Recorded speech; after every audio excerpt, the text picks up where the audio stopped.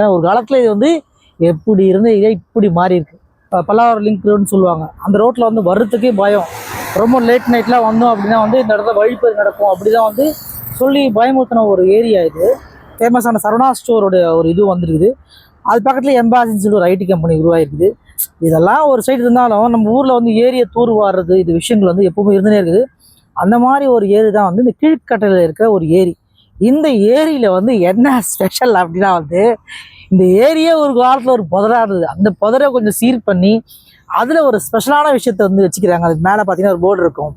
அதில் என்ன போர்டில் போட்டிருக்கு அப்படின்னா, சூரிய சக்தியில் இயங்கும் நீர் ஊற்று மாசடையும் நகர்ப்புற நீரங்களுக்கு ஆக்கும் ஒரு முயற்சி அப்படின்னு போட்டு நம்மளுடைய மாநகராட்சி இந்த ஒரு அழகான நீர் ஊற்றை ஏற்படுத்தியிருக்கிறாங்க.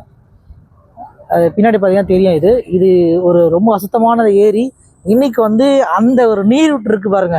இந்த சூரிய சக்தி இருக்கு இல்லையா, அந்த சூரிய சக்தி சோலார் மூலயமா இயங்குற அந்த ஒரு நீர் ஊற்று பார்க்குறதுக்கே வந்து ஒரு மகிழ்ச்சியாக இருக்குது. என்னதான் இந்த இடத்துல வந்து ஒரு இன்னும் சரியா இல்லாதெல்லாம் இருந்தாலும் இது வந்து இந்த நீரூற்று மாதிரி விஷயங்கள் வந்து நம்மளுடைய அரசாங்கம் எடுத்து பண்ணியிருக்குது. சந்தோஷமாக இருக்குது.